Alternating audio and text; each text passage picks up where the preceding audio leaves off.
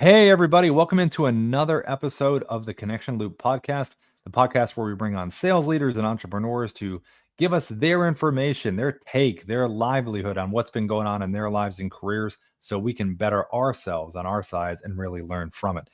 Today, we've got Jim Morris. He's the CEO of Creative Vibe Marketing. He's also a TEDx speaker and contributor. And today, we're going to be covering about selling with soul, turning those connections you get into conversions. And Jim is all about community growth in business through a combination of events, education, and personalized support. So, Jim, welcome into the podcast. And if you can, talk to us a little bit about yourself in your own words and how you got to where you are right now. Rob, thanks for having me, man. I'm really excited to be here and to pour into your audience and listeners. My name's Jim Morris, originally from Boston, Massachusetts. I found my way down to Nashville, Tennessee, where I reside today. And my biggest thing over the course of many businesses, failures, success scenarios has truly been this through line of human connection, which is something that's just very important to me. And what I realized a couple of years ago was if we can utilize human connection and humanize the process, whether it's in marketing to generate leads or sales to close deals, then ultimately it's going to feel less icky and it's going to be something you look forward to and how you're going to impact positively your consumer or customer. So that's what I'm all about. I love community. I love people. I love in-person events. An event had changed my life. So it's something that I'm extremely passionate about. Yeah, you always got to get rid of the ick factor. That's a big thing. I don't know if that's a Boston word. I grew up in Boston too, so I'm not sure if that's a Boston word, but it's well felt by everybody, so you all know what that means. Um, Talk to me about what is it about in terms of human that really enables growth in business? What is it about that human factor that makes such a difference that we find almost coming back? There's so much technology we all use today, but what is it about that human connection that really, helps business growth?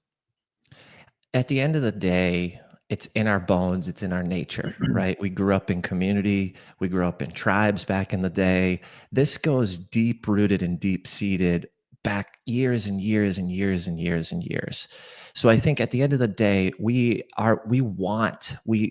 earn to have that connection with folks. And I think in the business world and in sales and marketing and all the fun things, we often put ourselves in this situation where things get systematized, Mhm. and then that connection, that understanding of another, to see if there's good fit, to see if there's positive impact that comes from that connection, from that sale, from that conversion, Mhm. often gets pushed to the side.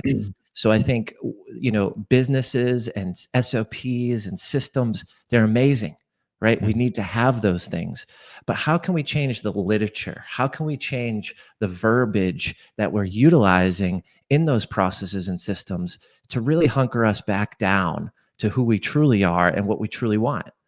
I think in sales, it's something where at the end of the day, are we going into that looking for alignment, looking for, potential opportunity, or are we going into it saying, hey, this person checks the box to buy our high ticket offer at, $25,000 a month, and we're just going to hammer that in. And I know they're a good fit.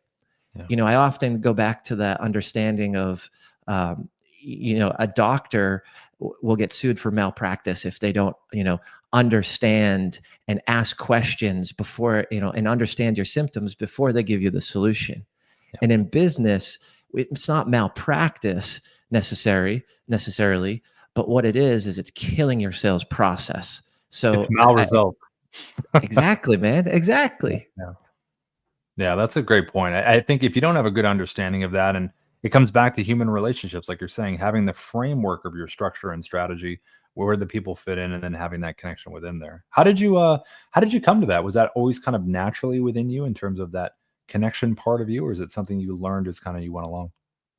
So I never really had proper sales training when I was Yeah. in the corporate world before I started my entrepreneurial journey. And because of that, I just resorted to how I survived. Right. So it Mhm. really was that true human nature. And Yeah. as I started to learn sales and started to come into that personal development space, I started to realize that this didn't really feel good to me.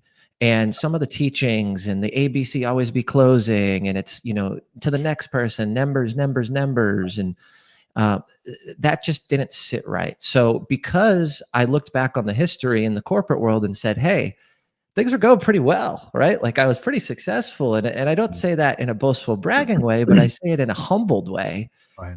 Why don't I try that? And then why don't I actually research it? And why don't I actually realize that it's about the relationship and the sales cycle? For me back in that time was somewhat quick. And I believe the sales cycle, depending on product, depending on economy, depending on all these other factors that you can't even potentially control, are going to shift that sales cycle. So Yeah. that one strategy of just hard sell, close them, get them in, if that doesn't work, Yeah. the sales trainings that I was taught was to just discard that person. And what I realized was all those relationships that I was building before I learned this kind of sales training, Mhm. uh, those people came back to me. Those people bought, those people referred, those people showed up, those people supported, they sponsored some things that I've done. So it Yeah. doesn't necessarily mean I have to close them right there. And I Mhm. think that's the true nature of human connection, is understanding that you've got to put in that effort, that Yeah. understanding, that relationship, and who knows what happens, you know? It's kind of ironic. It's like the word close means when you get the sale, but you have to be open to close.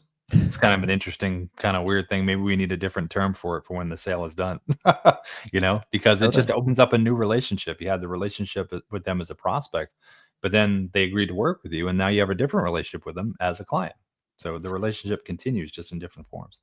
I was teaching a training in our community, the impact effect, and it's our accelerator. So we were talking today about, I was teaching them how to market for a webinar. So I was talking about the fact that the marketing really gets going after they register, Yeah. because you've got to actually push them after Mhm. they purchase it to show up, to do the pre work, to get the Right. best Right. experience out of it. Right. Because once So they've once someone's committed, then what happens, because it's about retention, is the service really improving what they're doing? Because that's the whole reason they wanted to do it, right? So you gotta hold their hand to be accountable on that a little bit. So yeah, totally, that makes totally. sense. What about people being power? That's one of your phrases that you have. Why are people power? At the end of the day, it's always been someone, not Mm, something, that's pushed me to follow my dreams. mm, That's my TEDx talk. That's the that's good. title of it. And going through that process, I really did a lot of research, a ton of research on loneliness, on the effects of not having close friends, on the effects of not having deep relationships in business, and the opportunities missed, and looked at all these studies. And what I realized was, at the end of the day, it's always someone, right? And there's True. tools that can push you, that can accelerate you. But who's behind those tools? There's always a creator, right? Mhm. And that creator is changing to AI in the world we live in today. Very But true. I also think that human nature is not just going to dissipate when it comes to that human connection. Yeah. Yeah. So, as much as we have the tools, Mhm. we still need to structure, broker, position, and analyze and use them appropriately. The power position is still people at the end of the day, no matter what technology is being integrated or systems or anything, even like you said, with the AI, which is everywhere now, in terms of that kind of holding its place in there. What about the selling with soul? Like, I mean, because you always say, "Hey, sell my soul to the devil." That whole expression, right? Like, talk a little bit about why that's so meaningful to remind people what soul really is. Like that great animated movie Soul that came out. I think it was a couple years ago. But like, what's that really about when Man, you that's talk a about good one. That had me in tears, brother. I don't know how you felt on that one, but I was like, "Whoa, this is one of those Disney movies that just hit," you know? that? Yeah. So Um, talk about that. What is that? Almost like we have to be reminded about the soul part of it, right? I think we're just moving so fast, right? In Mhm. 2025, there's so much technological advances. We're in an age of information and content. The barrier to entry in a lot of things, or roles, or industries, are not as heavy or big, or as long as they were in a lot of ways. So I think we're just moving so fast that we often forget, is there true alignment here? Right? Is this the best solution for someone? Yeah. Is this solution not the right time? And I think whenever I've really leaned into the audience, the person, the customer, the prospect, and I don't even like to use those words because we teach different verbiage around different stages in sales, because I don't want it to be systematized into what the typical strategy is. But if you think about all those things and you really, really get down to it, and someone is taking a risk by hiring you, someone is taking a risk by using you, right? Maybe this is the first time, maybe they're not a repeat customer, or started on the low side of the business and moved through their different offerings. So they are potentially taking that risk. And when I really thought about the risks that I've taken in business, the mistakes I've made, the losses, the gains, it really came down to the fact that if someone's going to invest their money and their time and their energy in me, then I really need to create a level of impact that blows it out of the water. And if I run my business and if I lead my teams to where they feel really good about the clients, they feel aligned, they're excited, then I believe that's selling with soul, because they truly believe that we can accelerate, we can help, we can broker opportunity, we can get them to the next stage that they wish and want. Yeah. And I've just heard so many stories, and I've been in so many situations where you take that risk, and that risk pushes you back 3, 6, 12 months because it wasn't the right decision. And someone, wanted to close the deal or, nail the sale, and it just wasn't a right or correct fit. So for me specifically, and why that's so important is because, man, 3 years ago, I woke up, I looked in the mirror and I didn't like what I saw. And if I'm not selling with soul, then I'm never going to like what I see in the mirror. And that's the most important thing to me. It's what I'm writing my book about. It's the most important relationship is the one you have with yourself. Right? Because you control your thoughts, and your thoughts equate to your circumstances. Yep. So And that's what I believe, brother. And you go home with yourself every day, so you can't get away from yourself. So you There's are no with running. yourself, right, 24/7. I think that's such a wonderful point for people to learn, because sometimes, like you said, we can get caught up in the transactional nature of sales, right? The commissions, the money. I mean, all that stuff. So obviously, we need that to live, but you end up going so quickly. You're like, oh yeah, that's a human being that I'm talking to. They just told me something that was very meaningful, and I just skipped by it because it's in my little list here of things I need to get them to do. And even in the relationships that you talked about, from prospect to client, that whole deal, like the labels are there so we can understand where they fit. But at the end of the day, there's still a human in every one of those parts. So that's really, I think that's something we all need to be reminded of. That's really, really good point. That human piece reminds me of, when I stopped working with a company, I was their biggest client, and I just say that just so you can understand the frame. But I was paying them a lot of money, and they were like, "Well, we emailed you and we sent you an email and you didn't respond, and this and that, so we missed this opportunity, or we didn't do this." And it really, that moment made me understand the fact that, like, if your best friend didn't answer an email and you thought they were dying, wouldn't you pick up the phone and just call them? Right. Good And, point. like, that's the human side that we often forget in business. Like, if I missed the email and we missed this opportunity, wouldn't you just call me and just say, "Hey, Jim, Right. like, Right. check this email out, man. It's really important. We don't want to miss this opportunity or miss this thing." And So it's just such a story that sat with me for so long, and it wasn't even a loss to me, because I want people who look at me like a friend and would pick up the phone. So for me, I was like, "Oh, that didn't even come across your mind." So I moved on. But unfortunately for that person, it was a big piece of their business, See, that's such a great point, because it's, as the technology grows, if you take AI, like we talked about before, like even if like you weren't responding, the AI eventually will have a response where, oh, because no matter the numbers, oh, that person didn't respond, there's a strategy to that. The AI reaches out and says, oh, is there something we can do? Blah blah blah. So I feel like the human part of what you're talking about can be put into the tech to just from a situational situation. That person has not been responding, pick up the phone or send a voice thing, wherever it would be. It's that next level of care pretty much that you're talking about. And it's thinking, okay, well, that didn't work. Well, maybe I should reach out. So totally, that's so important with everything. So yeah, again, they're human. So, what about this? What about most effective sales strategy? From 24 to 25, like within this past kind of year that you're working your way through, have you found something for your own business and your ventures with what you're doing that has worked well in terms of a specific strategy so far? So, utilization of AI is extremely important, Mhm, right? And being the person who talks about human connection, mhm, I'm a pro AI human. Like yep, I utilize AI yep, in a way where we say actual intelligence merged with artificial intelligence, right? And I want to be upfront. I want to be honest about it. Yeah, we use it. Of course we do, right? mhm, I believe you're going to be left behind if you don't. I right, just think that's the nature of the world where we're living today. yeah, So, as far as utilizing AI, I think that's a massive opportunity for your sales strategy. I think you can really do a lot of discovery and research around someone, speed up the process, get the same results, if not extremely better results, yeah, by just creating a custom bot, throwing a link in, to a couple of their websites or socials, and you get this amazing, download. yeah, So I think AI is a must, and I think that has to be involved in every single sales strategy from today and moving forward.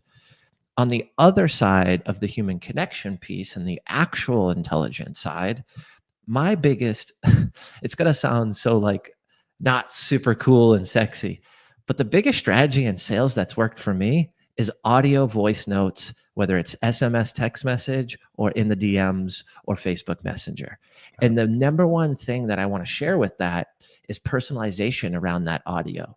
So mhm. I don't do it on a microphone where I sound extremely clear, because that's not necessarily real life. I don't just sit behind my desk all day and Wait, do you're not taking podcasts that good and mic with you everywhere? You go to the store, take the mic with you, you gotta make some calls with some buddies? unscrew it and just Yeah, why not? everywhere I go.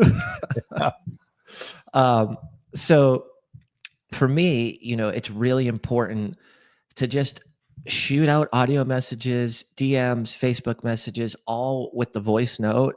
Do mhm, it wherever I'm at. If my kids are in the background, that's my life, man. Right? Like I've got a 2.5-year-old girl and I've got a 6-month-old boy.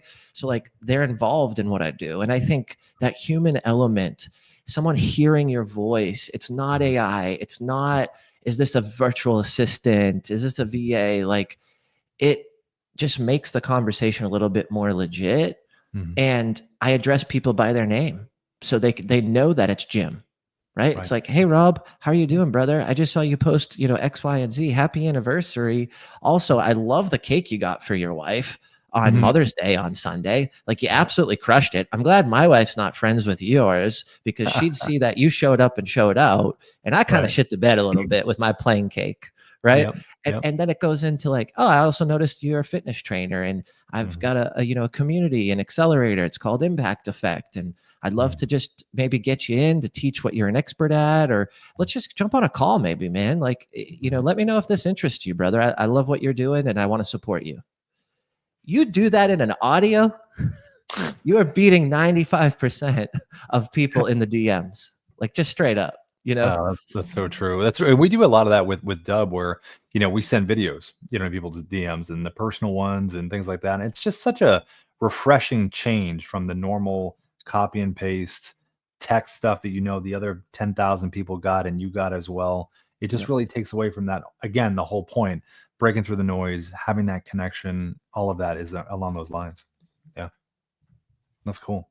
What about, this is my favorite question to ask everybody, and there's always a good story with this one, so no pressure on this one. What about the biggest mistake you've made that you really learned from, where you're like, you know what? That was a good turning point for me right there, where I learned that thing, and that thing is carrying me forward.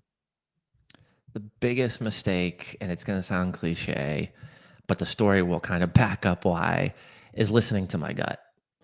Yeah. I didn't listen to it, and I made a very poor financial decision. I put myself in around some people that were narcissistic or didn't really Mhm. support me and wanted to leverage and utilize me, and that hurt a lot, right? Because you think, maybe this person was a friend and I Mhm. thought they loved on me and wanted to support me. Mhm. I'm somewhat of an empath, so like I believe a little bit more some of the situations and bullshit scenarios sometimes. Mhm. Yeah, yeah. um, but that's my life, and I think I always knew there was something off in those situations, and I just didn't trust the gut. Mhm. What I've started to do is really lean into the intuition that I get on first impressions, Mm. and not necessarily judge on that first impression and discard someone, because we all know we can have an off day, Sure. right? I mean, I've got on a call before and was completely not paying attention, and I just Mhm. found out a friend passed away that morning, and I should have canceled the call, and like, I ended up apologizing to the person, but they were upset, right? It was their time, Exactly. it was their Right. energy, and I didn't show up as Jim, and I didn't support them. Yeah. But in those situations where I didn't trust my gut, and that first impression I knew was off, Yeah. and I just was I allowed the additional impressions and the conversations and Yeah. maybe some of the networks, that they were in or I Mhm. was in, and really just didn't lean into that initial something's a little off. So what I've done more recently is just lean into my wife. If there's a question or a concern around someone in my life, or someone that's close to me or is trying to get close to me or wants to partner in business, or a one-off idea or a Mhm. scenario or situation, then I really want my wife to get a good read on them, Yeah. just because I know she has, unconditional love for me, and Yeah. wants what's right over everything. Right. And it should be that like kind of unconditional kind of love for the people that you work with, in terms of like wanting what's best for them, and really believing in what you're doing is going to be the best for them. So I think that's a good root cause. Um, what about the future of Impact Effect for this next year? Is there big things on horizon? What's kind of coming next with what you're doing with the accelerator program? Yeah, so I'm going to get really excited and high energy with this one All right, here you because go. we just had a team meeting Nice. today. So we're doing a virtual live summit, Mhm. which we usually throw in-person conferences and these big, big things. But what we've realized is it's very impactful to allow people to reduce the expense right now in their business, to travel, to get the hotel, to do all the Mhm. things. Yep. So if we really think about our members in our Impact Effect Accelerator, what's most important to me is doing what's right for them. And if I Mhm. can eliminate expense and over deliver on the experience and the education and the breakout rooms and the Mhm. action opportunities, Yeah. then we're going to do that. So that's what we've got planned coming up in July. We've also got some amazing people coming into our accelerator that I'm just ecstatic about. We haven't released it yet, but we did lock some folks in Nice. that are just going to bring so much positive impact and really push people to grow and give them the tools to do so. So we're really focused on the right people to bring into our network Yeah. so our members can experience our network and then build those deep relationships with those folks as well. That So whole we've got a lot cooking, man, and just excited for the next 6 months. That's awesome, man. That's that you can feel. See, when you smile, that's a real smile, everybody. That's a real smile right there. That's awesome. You can feel it beaming through.